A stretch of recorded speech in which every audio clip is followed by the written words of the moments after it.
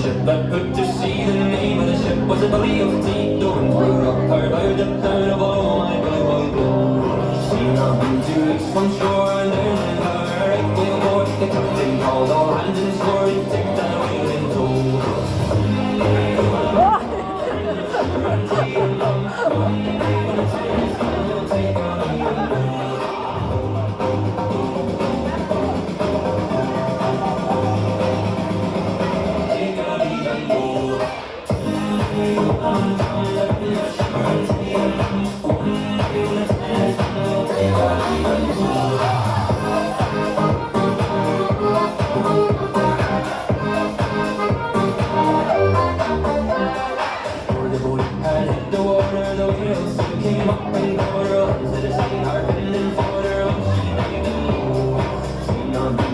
from shore, and then the right whale, the captain called all hands and